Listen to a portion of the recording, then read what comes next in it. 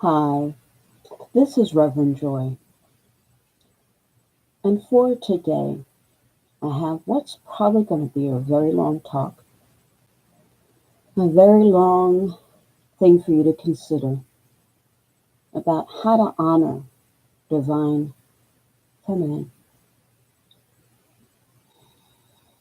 The reasons why this is important is we are both at the tail end of Revelation in the Bible, and a lot of people may feel uncertain about what happens next.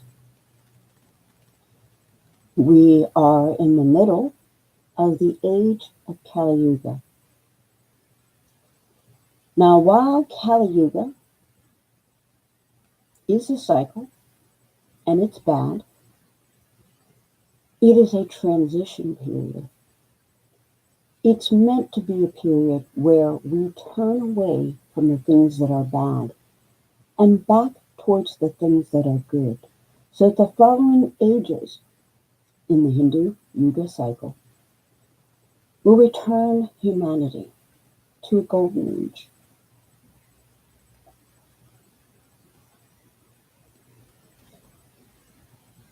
And most of what I'm going to say here is preparing us to tip the scales back to the positive so we can leave the worst part of the age of Kali Yuga.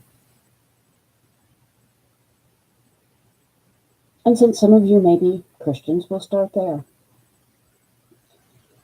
For Christians, the story of Adam and Eve is the first thing we read about in the first book of the Bible. However, that story of Adam and Eve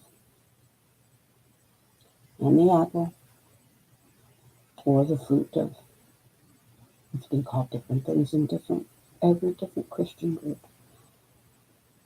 And that always makes me feel uneasy. Because eventually you will get to see that the cross on my altar is crystal clear, because the teachings of Jesus Christ really were that clear, and that there shouldn't be bickering between Christian groups or between Christians and any other group, or within any group of Christians. But back to the problem. The problem is, a lot of people read Adam and Eve and they feel like the suffering of women that's what they deserve. After all, Eve was the first to eat that fruit. How? And she made Adam eat too. So, she was tricked by the adversary. But consider that the scriptures don't say how long it took for her to fall for that. Could it have been 1 year, 1 decade, 1 century, 1,000 years? How long could a single day be to our Heavenly Father? And most importantly, we can't ever know for sure. We do not have the ability, while we're in a human body, to think like God. And I do feel certain that Christians, without having been married to someone that's Hindu, may not realize that time period, the Hindu cycle, we'll get back to that in a different talk. But yes, 1 day for God, many, many thousands of years. We don't know. Now, before I accepted the way of Christ, when I was young, I had very low self-esteem. I was lied to a lot, and I held shame in my soul, heart, and mind. I listened to those words saying I should suffer because Eve tricked Adam. I was told Eve's actions justified pain and labor. I was made to think that only women are to be blamed for sex outside of marriage.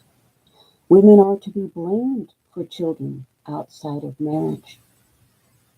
But I reject those lies. I expose them for what they are. They are words from an adversary who did not get his way. Understand that Adam and Eve were given paradise and an eternal life. Wouldn't Satan himself have been jealous? He was also a child of God too.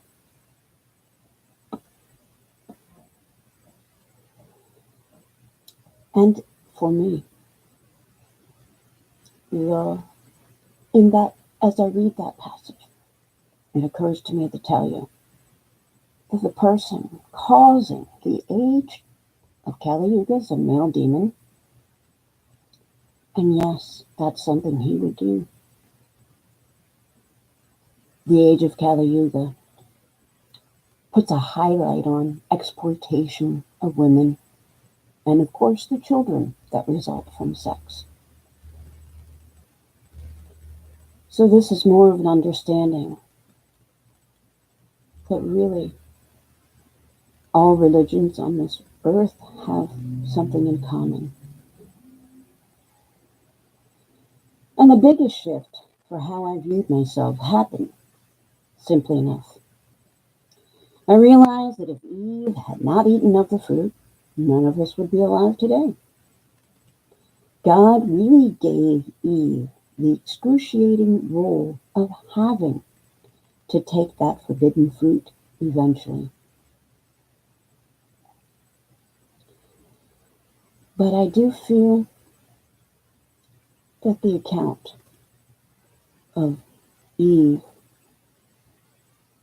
coming from Adam's rib hurts women too. I feel more perfectly that Adam and Eve were one soul split in half. They physically overlapped because, well, they had the same DNA. God created them both at the same time. And I believe Eve's true role was meant to be a helpmate, a partner, an equal partner, and not walked on or treated bad, inferior, defective by Adam. I think we can all agree, no matter what religion we're from, that God is pretty good at not giving us the whole truth as a humanity until the information is ready to be heard. And there is so much information in our world that we will never know about until we don't have physical barriers of ego, limitations of our bodies to limit our thinking. So let's go back to the modern world for a minute. Shame, shame, and more shame. In America, girls and women can be shamed into having sex for the first time. Why? Unlike some cultures like India, women don't have a male escort when they leave the house, someone to watch out for them and protect them from rape. Even if women go out together, the wolf pack, and they know how to separate one woman from a group and focus on them. And yes, you can read any news story, any day, any newspaper, and find a story like that.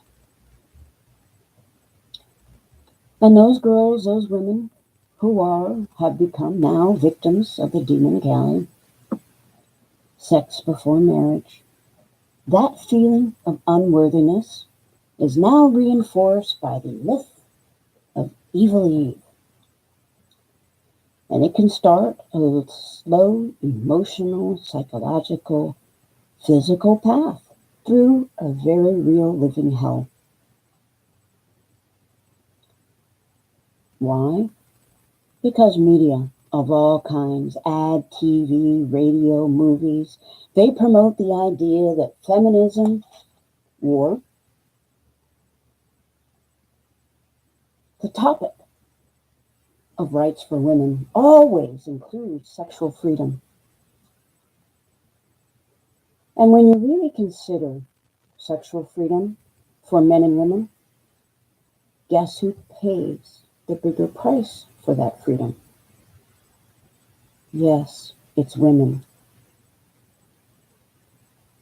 And yes, I'm really recording this for my sons because I don't want them to ever treat a woman the way I have been.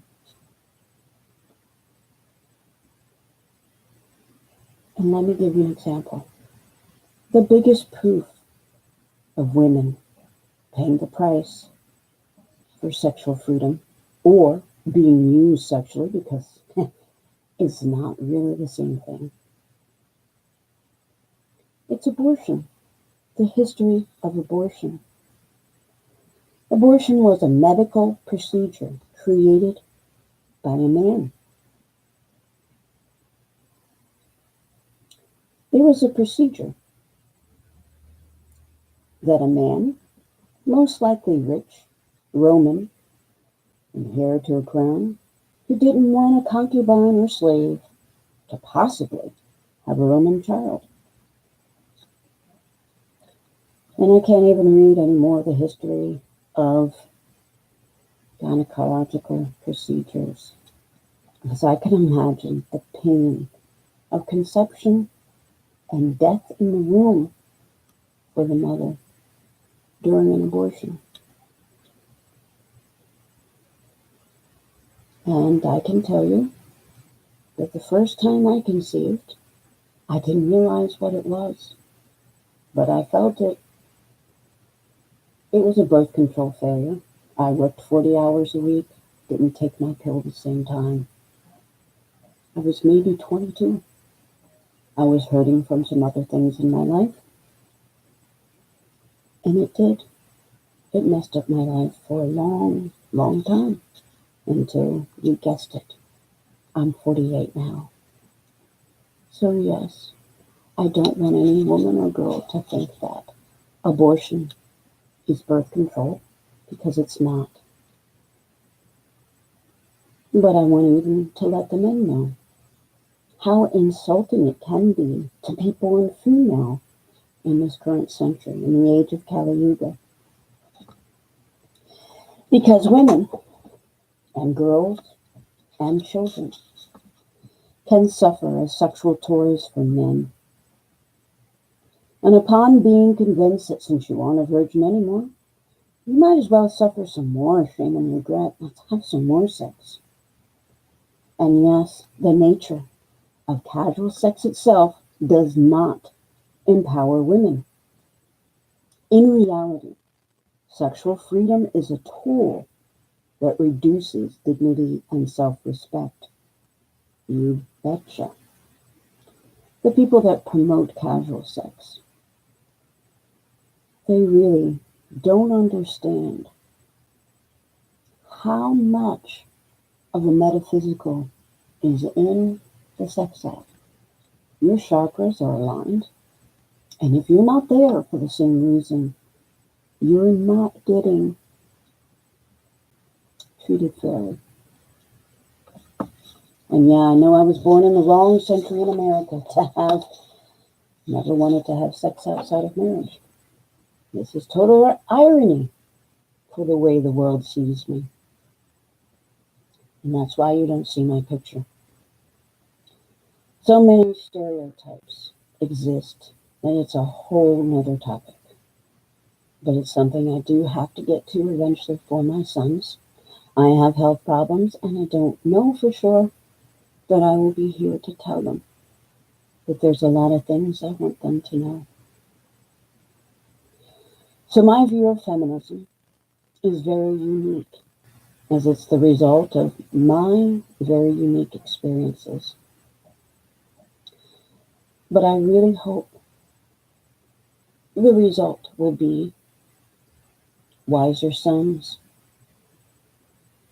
so they can have women that might share my view, that might want to have respect and dignity.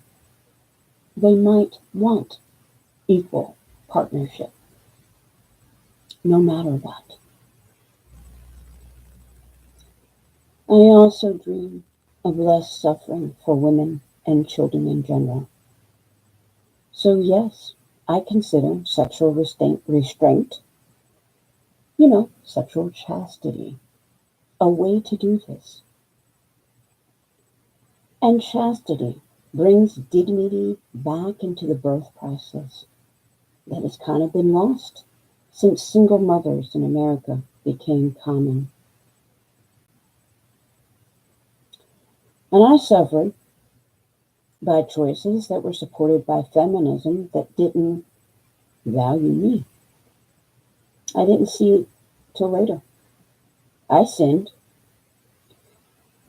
Even though I knew it was a sin, I could be tucked into it. But for me, I didn't start college when all my high school friends did. And I was offered scholarships, but I didn't want to leave New Jersey. New York was kind of frightening for me at 18. And my parents, they didn't go to college. And they had been tricked by someone else in my family that they confused the federal aid form with a student loan application form. You see, my parents were on the hook for a brother or sister-in-law's vocational education. And I was the youngest child, so they were afraid of more debt. And no, I can't be angry with my parents. They did the best they could. Sometimes it's just uncool to be born youngest in the family. The trust is not there. But my parents didn't get to give me specific instructions or teachings about the burden of bees. Yeah, that conversation about staying a virgin and the value of chastity was missed in my youth. Both of my parents worked full time. I was a latchkey kid. I stayed alone anyway. And if I could have done that just a little bit more years, hey, things would have been good. And I tried to survive at age 18 with my parents living in a different state. And yes, I can tell you that it's okay to not be perfect and that your sins are forgiven. Because I was betrayed and cheated out of a lot in my life because of repeated sexual sin. And you bet the 2,000-year-old contents of the Holy Bible didn't really give guidance. I was talked into someone who was convinced that I was totally sexy and that I should do this thing into working at one of those private nude dance places. It wasn't a public place. There were no pictures taken. There was never a room full of men or alcohol. And I considered it safe at the time because the bouncer watched the cameras anytime any male was in there and did not hesitate to interrupt if there was inappropriate touching. Yeah, no touching allowed. No alcohol served. No food served. So it wasn't really like the go-go bars or the strip clubs where, you can probably find prostitution if you have the right amount of money. And yes, you see how persuasive the demon Kelly, the male one is. Because, you see, when I mention go-go bars, that's the first thing that comes to mind. Prostitution. But it was something I thought would allow me to save for college because I had to pay out of pocket till I turned 24. But the funny thing is, God didn't like this choice of mine and didn't let me work there longer than a month. Just 1 month. Yeah. Old cars. No mechanic. And then afterward, my shame set in. And I made choices that I felt empowered to do by media. Because sexuality was and is something considered attractive in modern media. Yes, women go out the door to look attractive because, oh, sex is supposed to get us a good mate. So, yes, I failed to see the prompts God gave me. And I, of course, drank and smoked because popular media said it was okay. I was still hurting from that abortion. Fine, it helped soothe the bite of the pain, but only for a little while. But things that are not of good in Christ never do really last, do they? Eventually, you realize that you are the only reason why you're suffering, and you desire to change. And when that happens, most people, if they're in the US, they'll seek out Christ, they'll seek out another form of worship. They will look for redemption. They will look for change. So, how do I feel change can happen in the world? I feel there can be less suffering for men and women when it's accepted that Eve, our archetypal mother, first mother, is meant to be honored and not put down. And sexual freedom, well, it might not be the best if you ever desire a life beyond it. After all, I was cheated out of, yes, reunion with my second husband, the one I love the most, because someone heard a rumor about the things that I just talked about here. Even though they didn't know how I really felt about what I did. They were long in the past. All the sins, sexual sins, were over by the time I was 24. I just made one mistake that, yeah, I'll get to later. But my viewpoint of the sexual freedom changed for me as HIV began to spread through the heterosexual community in the 90s, and not just homosexual couples. And I really began to consider that God did not want sex outside of one committed partner. So, yes, I was definitely born in the wrong century because I am pro chastity and pro marriage when it comes to sex. Yeah, I'm 100% unpopular. And yeah, as you listen to YouTube, you probably won't hear anyone other than a doom and gloom and Bible thumping reverend, minister, preacher tell you that. But they'll also tell you you can't be saved because you're a sinner. So let that sink in for a minute.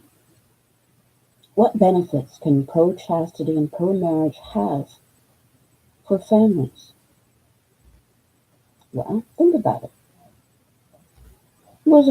Did our first mother in the Bible, did she have to have an abortion? Did she have to have birth control? Did she have to live as a single parent? And I say, no, those are never things that God would want for women. Because we're all made to mirror Eve in one way or another. We are all divine feminine, walking in almost the same shoes Eve would be. And alright, because I'm also Hindu, I'm metaphysical. What if Eve were reborn? Do you think she'd be happy? Do you think she'd want casual sex? Do you think she'd want to be insulted? Do you think she'd want to be disrespected? Because sex is everywhere in media. I don't think so. And back to me being a parent, the very last thing I wanted in my life as children with different last names. And it didn't happen this way because I slept around with everyone. Because I was married each of the 2 times I was pregnant and gave birth. But the American majority has me boxed in with the stereotypes of being a single mother on welfare. But the thing I wanted most before getting pregnant at age 26 was a career. Specifically, I had not really wanted to be a mother at all. I wanted to get my tubes tied, but I was told I couldn't possibly know what I wanted at age 20. I wanted to marry and live a double income life as a college professor with no kids so I could enjoy life. I wanted to travel. I wanted to travel around the world. I wanted to marry another professor so we could talk all night about things I actually liked. I really wanted to avoid my current fate. And yes, I'm a twice divorced mother with kids. They're now adults. They're getting ready to venture out on their own and find wives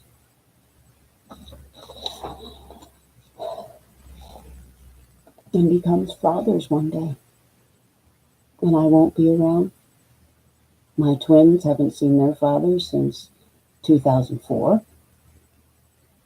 And I'd hope that we'd have a chance to talk again so that he can tell them what they need to know as divine masculine. But I had a hard time because my children, they have special needs kids. They deserve the best. And I gave them all I had. I learned ABA therapy and I taught them everything they need to be so they could be high functioning and prepare for jobs, college today. But I had to sacrifice my marriage to do it because we weren't getting along. If you know me personally, you know why. But it also has to do with those good old stereotypes. We didn't live in a place where I was accepted as who I really am, just a housewife. I was faithful, but he wasn't told that. Unfortunately, I look like a cousin. Unfortunately, even before I got married, I had men brag about sleeping with me, but I had never slept with them. That's the kind of life I have, and again, that's why you see this vase of rose in my face, because, yes, I don't want my looks to be mistaken for the message. I am not here for you to see my picture and get horny. I want you to hear what I have to say. So I want to remove as many distractions as possible. I cared for my kids until they were old enough and high functioning enough to care them for themselves for a few hours till I could get home from work. I didn't want to live with a man, a boyfriend who had no responsibility to take care of the kids. And yes, this comes from watching the news and another case where the man kills the girlfriend's kid, or 2 or 3, while she's at work. Because they're not his kids, he didn't care. And I know families were not meant to be like this. Children aren't meant to be raised like this. But it's not the children's fault. Children take two. Two people are responsible for every child that's born. It's not just the case of, oh, it's Eve's fault. And yes, women bear the responsibility because even though there are some dads willing to be single fathers and willing to be responsible, there's an equal amount of fathers who aren't. So I am woman. I'm a head of the household. Even with special needs kids, I'm denied benefits like health care, even though I have a chronic and painful health condition. I can't get food stamps to feed my family, even though I haven't worked in more than 6 months because of that health condition getting worse. I don't get child support because I don't know where my second husband, the father of the twins, is.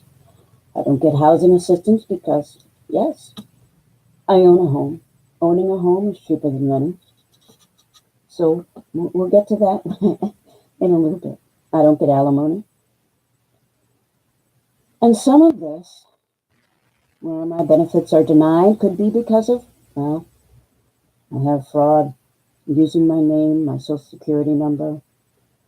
I have people, well, they get all kind of things with my name on it, and they're spending that money like it's theirs without even giving me and my children a dime.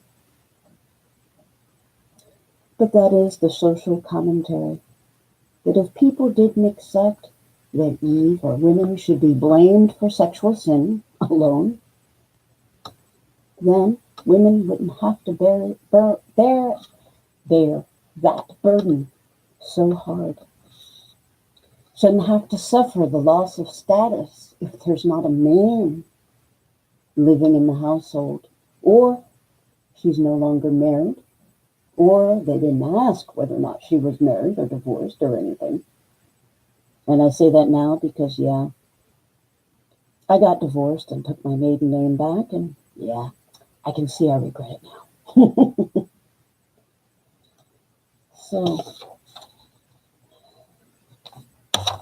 the last time there was nationwide compassion for single mothers was the decade I was born in. That TV show, Alice. The single mom who's divorced and working as a waitress. But she could afford to. Back then it was cheap. Divorce was still rare back then. And there were plenty of jobs in the U.S. Just a factory job, basic one, paid well enough to sustain an entire family. You could pay for college with a summer job. It was possible to buy a house with your own savings, no mortgage. Or build one from scratch if you had the land, or your parents owned the land, you could just build another house there. The national debt from welfare was still very low, but people were kinder to single mothers. They were compassionate.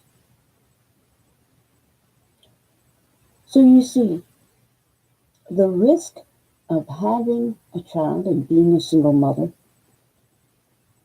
isn't necessarily worth the cost or what you get from sexual activity. But what's the freedom? There's a spiritual freedom that comes with chastity. Chastity, it's a gift. Being chaste is something harder to do than sleep with every man that comes your way. And why is it considered valuable? It's considered valuable because if you have sex with someone right away, well, ladies, it decreases your value as a future spouse. And yes, if you're Hindu, you already know. You've read the Kama Sutra. It's not a book about sexual positions. It's a book about how men create happy families and, yeah, how to find a wife and keep her happy. But that's it. Because when you have sex right away with someone, they wonder, is that baby mine? Are you going to sleep with other people? Or even if they find you attractive. She's so hot. Somebody else is going to sleep with her. I'm going to go sleep with somebody else. No, that doesn't work. That's no way to create a family, and that's no way for children to see their parents, because if they repeat it, we stay in the worst part of Kali Yuga. So by being chaste, women, speaking to you, even if the man in your life is not, you will live a better life, a more blessed life. I feel like God watches this, and he and she alone can relieve suffering. And yeah, I always struggled with why, when I look back, could sexual freedom equal an advantage for women? And let me think about this.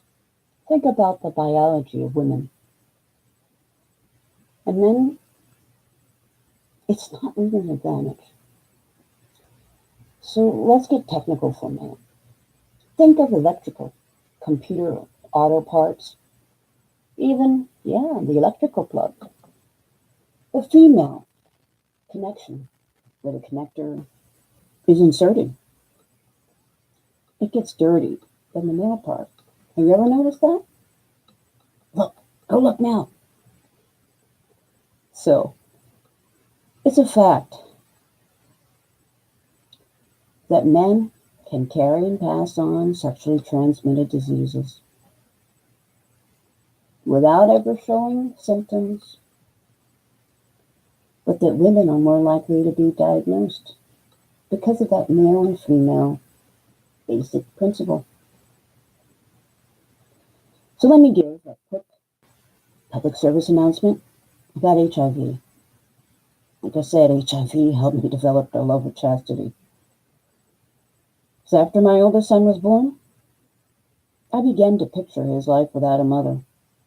How would his life be? So that was my motivation. I stopped having sex with his father when he was a baby. I was disgusted because I knew my spouse was unfaithful. Come on, he worked in a motel. He's a maintenance man. So yeah,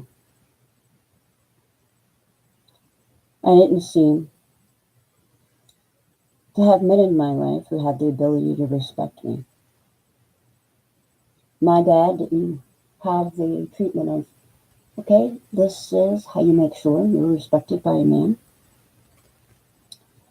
And really, I was a natural nerd. I was born gravitating to science and books instead of hair, makeup, and clothes, so I didn't really think I looked attractive to men, but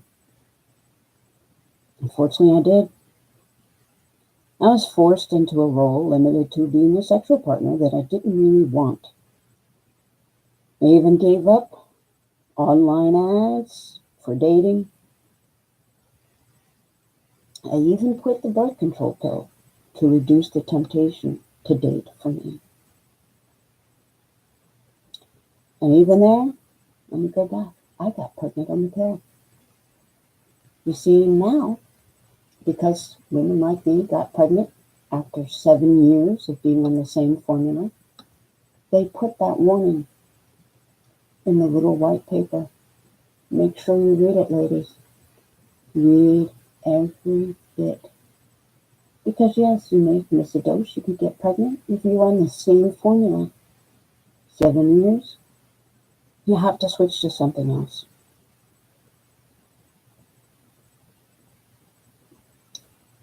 So,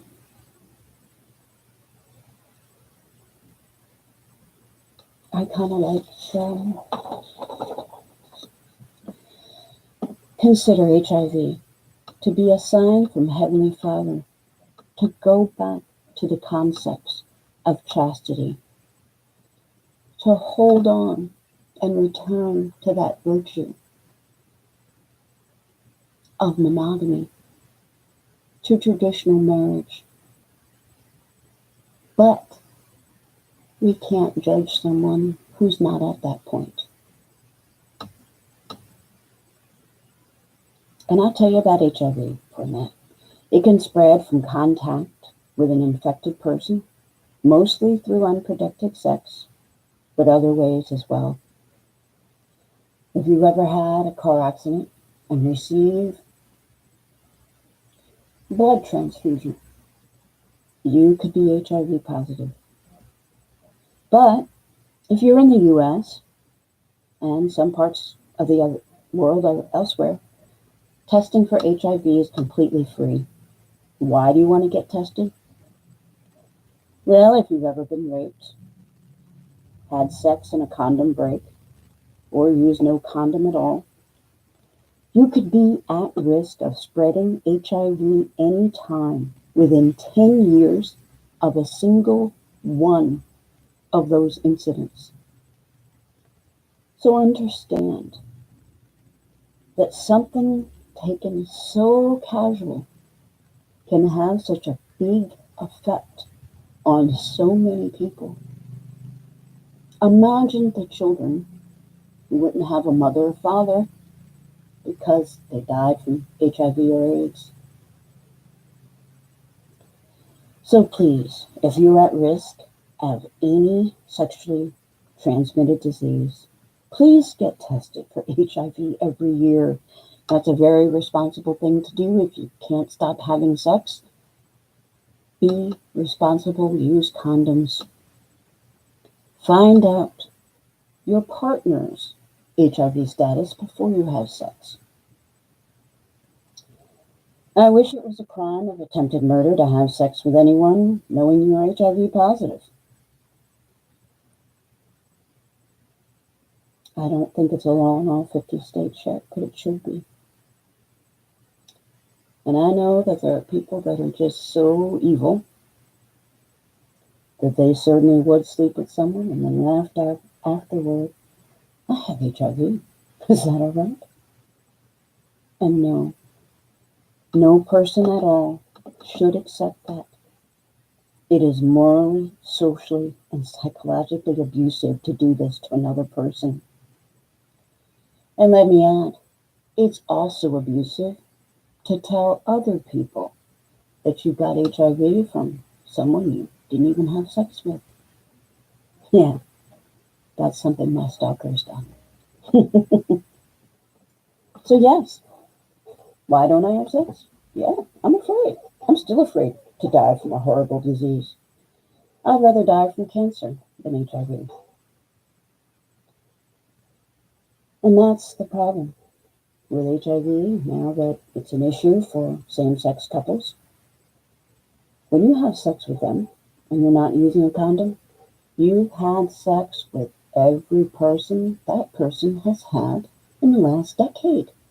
Doesn't that feel good? Well, it doesn't to me. That thought kind of, again, that powers my chastity. And yeah, I'll leave that there. I'll go back to the importance of birth control. I really think that birth control is something that should be available free. Because no matter who you are, if you're not married, even if you are, birth control should be a priority. Because if you are a woman, you do have the right to control how many children you have.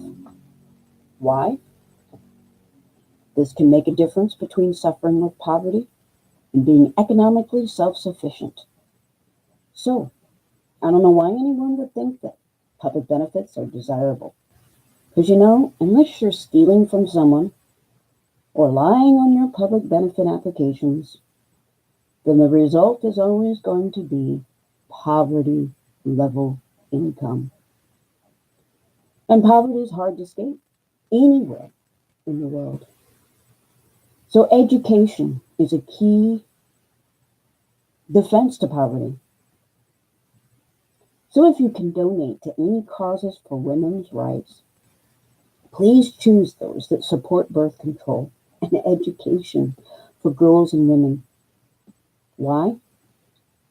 Because when it comes to families, even in the traditional cultures where there's marriage, the men, they could die and leave a widow with children. If she doesn't know how to work, how to make money, she'd have to choose a job like, yes, prostitution, no skills needed, but the risk is her children will be orphans. So I really wish that birth control, again, would be mandatory for every person in the U.S. Wouldn't that birth control rule eliminate and reduce public benefits No one could choose to have a child if they weren't married or didn't ask permission. And yes, because child abuse exists in the U.S. at unrivaled times because of poverty and lack of jobs, mandatory birth control would reduce child abuse. No child is born that isn't wanted. And those that are born as a result of birth control failure, there's a chance, more of a chance, that they could be adopted into loving homes and also not be abused. Children would be seen as the little miracles, as deserving of respect and deserving of love that God intended them to be. An abortion should not be an option for birth control. Why? Abortions were invented for the convenience of men. So if you want to define them, you get on birth control. Don't have an abortion. That abortion makes them happy. They don't have to pay child support. They don't have to tell you they're married and didn't tell you. Yeah, they don't have to be honest about that. So, ladies, take the power back from men who don't want a relationship. Take your divine feminine power and keep it sacred. Say no to sex until you bet wedding night. Give no man the excuse or the ability to be irresponsible. If you do get pregnant and can't afford a baby, look into adoption agencies and start your counseling right away. I wish I had. And some adoption agencies allow for the exchange of cards and photos so you can be sure your baby is growing up and enjoying life in non-poverty status. Every life is precious. I want to talk about something because I've heard it said. If you're Christian, people don't want abortions or birth control because they think they're making Christian soldiers. They all matter. Everyone's going to believe in Christ. But I can tell you for certainty that children that grow up in poverty, as they get older, they may not make choices that support Christ. So that's a myth. Stop believing that myth. Let every woman, if they want, choose birth control. So, years later, and I'm here, I've turned that anger into motivation. Motivation to try to help you to understand every woman's divine nature. Every woman has the right to choose. Choice should be what feminism is about. But those choices need to be larger than decisions just about sex. And choices should be possible for every woman and girl worldwide. So here's a short list of some positive choices that I hope you'll make to help us shift away from the bad part of Kali Yuga and into the new beginning that the age also includes. Please show your true support for women's rights by choosing to support things like critical thinking, educate women and girls on how to evaluate situation, potential marriage partners, potential sexual partners the right way. Allow women to be treated as individuals and demand equal rights, equal access. Allow women to choose education, finishing high school, finishing a college degree before they get married. Choose a living wage for women Why? If there's a divorce or the husband dies, the women have to support a family on their own, and they should have that right.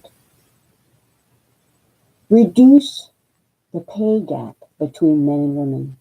And yes, disparities exist even in fields like mine, IT, information technology. Women don't always get the highest paying jobs. Women choose a career first before marriage for the same things I said. Choose good health. If you're not sure if you're going to be sexually active, carry your own condoms. Never let there be an excuse for you to get HIV or any other sexual disease because he doesn't have one. You can go buy them too. Choose to honor yourself first. In order to have good self-esteem, you have to have unconditional self-love first. And when you choose unconditional love for yourself, you can choose to honor God with every decision. So much easier. And if you've made sexual mistakes, don't worry, you're not alone. But you don't have to live in that mistake forever. You can choose Christ's forgiveness no matter what your sin. And not just for yourself, but do it for your children as well. Christ died for your sin. That's what the atonement is about. Don't let anyone tell you that one mistake or your sexual mistake gives you that scarlet letter A for the rest of your life. It's not true. That's a myth. Stop falling for the tricks of the demon Kali. You also want to choose to honor Mother Eve. Walk in the steps of our mother, our first mother in the Bible. Walk in the steps of Hindu goddesses or goddess Tara of Buddhism. Walk in their steps and you will make the right decision, no matter what. So I hope you choose abstinence or chastity depending on your personal circumstances. But if you don't, I can't place my judgment on you. But you have no right to judge me for my choice either. See how that works? Also, support behavior that allows women to control how many children they have based on personal choices and income. Birth control, not abortion, should be required. So men can support all these options too. If you don't know how, ask me in the comments. I'm passionate about ending Kali Yuga and increasing the respect for divine feminine. And yes, my face isn't here and you won't get my last name, and I don't care if I have credit. I want you to understand so women don't have to suffer like I did. And again,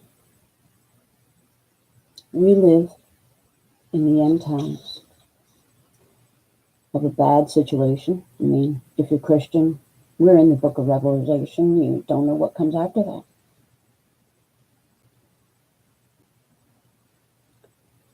And Eve. If Eve came back, don't you think she'd be horrified by the endless death of innocent children, whether abortion or the kids just weren't wanted worldwide? So today, take a step to honor Mother Eve. Honor yourself, women and sons. Honor your wives. I wish I was there to meet them, and I hope I live that long. But I can't take anything for granted because, you bet, I'm poor. I've been stolen from. My wealth has been stolen so many times. God's trying, but just like ending the Age of Kali Yuga. It takes everyone to change behavior, to stop the bad. So the divine feminine needs you to treat women with respect. They need you to provide dignity to women. She needs you to provide protection for her and her children. Please honor every human being. You know why? God lives in every human soul and every human being walking, whether they're normal, whether they have a diagnosis, whether they're in a wheelchair, no matter who they are, they have a part of God in them. Treat them that way. So I hope you thought about something in a new way. And I hope that this will help you to consider changing your behavior and your thoughts to return sexual activity to its rightful place as sacred between married couples. And you can be married and be homosexual. And yes, I'll marry you. I will do that because I believe everyone should have the dignity of marriage if they're having sex, because that is security in a world where things are insecure. So yes, if you have any questions, please leave a message. But I want you to understand what Kali Yuga looks like. And know that Kali Yuga is caused by a male demon, not the goddess Kali. She's not a murderess, like sometimes people are told. Avarice and wrath will be coming. Humans will openly display anger and animosity towards each other. Ignorance of spiritual justice will occur. People will have thoughts of murder with no justification, and they'll murder and see nothing wrong in that. Lust will be viewed as socially acceptable, and sexual intercourse will be seen as recreation. Sin will increase exponentially, while virtue will cease to fade. Virtues will fade and cease to flourish and grow. People will become addicted to intoxicating drinks and drugs. So yes, help us get out of this age. Learn about the virtues. Develop unconditional love for the people around you. Please help make the world better for my sons, their wives, and their families eventually. I once had a dream that I would die in a rocking chair at 80, holding my husband's hand while our grandkids played around us. But I don't have that dream anymore. So I want the world to be better whether or not I'm here or not. Take my message and share it so no more women and children have to suffer like I have. So this is Reverend Joy,